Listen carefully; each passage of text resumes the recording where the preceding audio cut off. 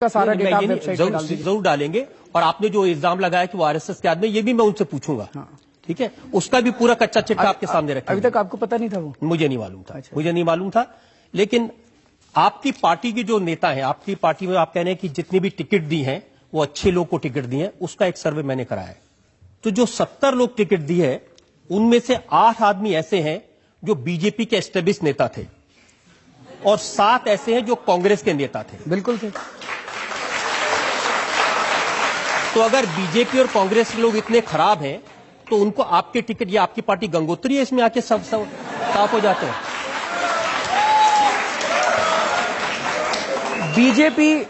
BJP एक mafia है, उसको माफिया चला रहा है। कांग्रेस भी एक माफिया है, उसको भी माफिया चला रहा है। लेकिन बीजेपी और कांग्रेस के अंदर चंद लोग ऐसे हैं जो अच्छे लोग हैं, जो वहां पे घुटन महसूस कर रहे थे। ऐसे लोगों का स्वागत है। मैंने तो 2 अक्टूबर को जब हमारी पार्टी बनी थी तब भी मैंने ऐलान करा था कि इस देश के सारे अच्छे लोगों को इकट्ठा होने की जरूरत है। जहां भी कोई काम ऐसे एक दो अच्छे लोगों से मिलवा दूं मैं आपको? सर 1 मिनट, आप सुन लीजिए। जिनको आपने मैं 2 मिनट तो मेरे को बात नहीं करने दे रहे। अरे आप ही को तो बात करने दे रहा हूं अब तक। बीजेपी और कांग्रेस के अंदर जब भी कोई आदमी आता है, बीजेपी या कांग्रेस या किसी और भी पार्टी का, और हमारी पार्टी में आना की टिकट लेना चाहता है, मैंने जैसे बताया कि हम एक एक आदमी की जांच करा रहे हैं। जब कोई दूसरी पार्टी छोड़ के आता है तो उसकी 3 गुना जांच कराते हैं हम लोग। जिनकी आपने 3 गुना जांच कराई, उनकी थोड़ी जांच मैंने भी कराई। हाँ, बता दीजिए। उत्तम नगर विधानसभा से आपने टिकट दी है देशराज राघव को। इनको माना जाता है राशन माफिया।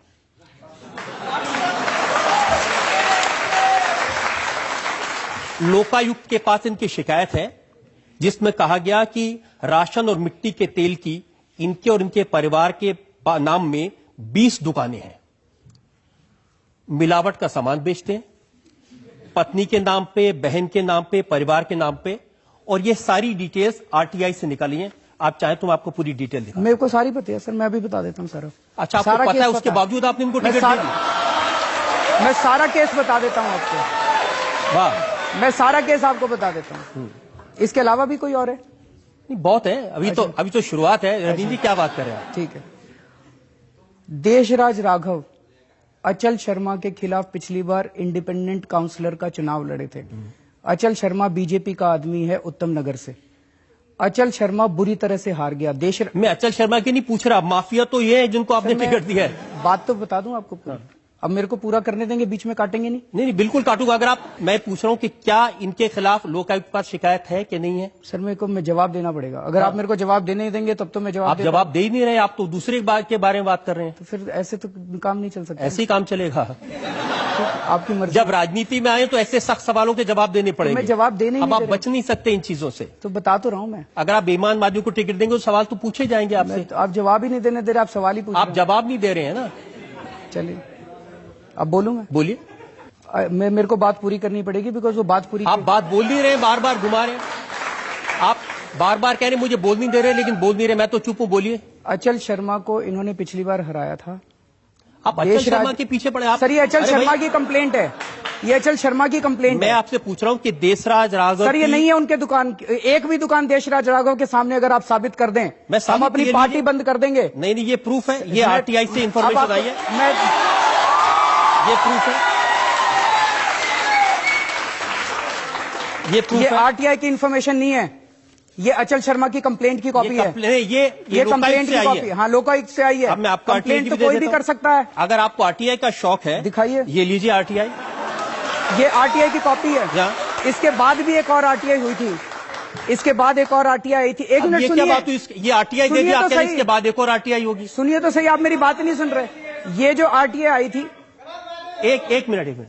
ये देशराज राघव के खिलाफ एक आरटीआई है। हाँ। लोकायुक्त की अगर आप पूरी कंप्लेंट पढ़ें, लोकायुक्त की कंप्लेंट में लिखा हुआ है कि उन्होंने अचल शर्मा ने एक आरटीआई डाली जिसके अंदर उनको एक इन्फॉर्मेशन मिली। उसके बाद उन्होंने दूसरी आरटीआई डाली जिसमें डिपार्टमेंट ने ये कबूल किया कि हमने जो पिछली आरटीआई का जवाब दिया था वो गलत था और देशराज राघव के नाम पे एक भी दुकान नहीं है। देखिए, आपके समर्थक के बारे में इल्जाम लगे तो आप एक आरटीआई, दूसरी आरटीआई, लोकायुक्त ये सब करने लगते हैं। किसी दूसरे के बारे में इल्जाम लगे, सबूत हो ना हो, आप इल्जाम लगा देते हैं। सर मैं जिस देशराज यादव की एक इंटरेस्टिंग बात बता देता हूं, ये तो छोड़ दीजिए। चलिए, आप कह रहे हैं पहली आरटीआई, दूसरी आरटीआई। इनके पिताजी की डेथ हुए 4.5 साल हो गए। ये मेरे पास बैंक के रिकॉर्ड है, उनकी पेंशन अभी भी उनके नाम में आ रही है। सर इन्होंने देशराज राघव ने बैंक को और डिपार्टमेंट को उसी टाइम लिख दिया था। अगर आप मेरे को बताते, दूध के धुले कि बैंक को कह दिया पिताजी के पेंशन मत देना, मरे हुए 4.5 साल हो गए। कह दिया था सर।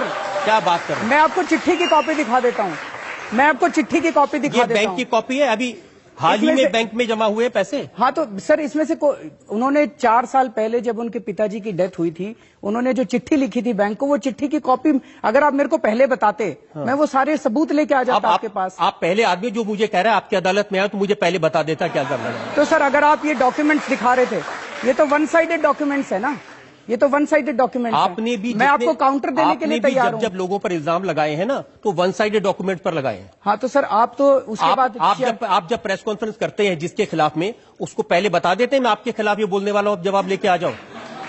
ऐसा तो नहीं हो सकता। नहीं तो ठीक है भाई, अब तो जनता तय करेगी। देखिए मैं आपको और एग्जाम्पल बताता हूं। करोल बाग से आपने विशेष रवि को टिकट दिया है, उनके भाई चकित रवि अभी 26 अगस्त को किडनैपिंग के इल्जाम में पकड़े गए जेल में। ऐसे आपके उम्मीदवार हरीश अवस्थी, विनोद कुमार, बड़ी लंबी लिस्ट है ऐसे उम्मीदवार।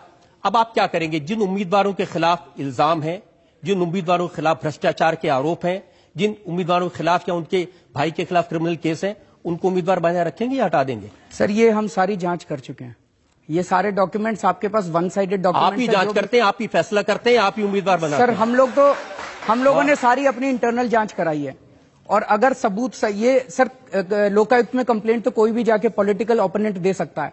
हमारे जितने भी कैंडिडेट्स हैं उनके खिलाफ कोई भी जाके कंप्लेंट दे देगा और फिर ये दिखाएगा जी देखो लोकायुक्त में कंप्लेंट है, लोकायुक्त में कंप्लेंट है। भाई हम भी तो देखेंगे ना कि कंप्लेंट में कुछ दम है कि नहीं है। की तरह बात कर रहे हैं।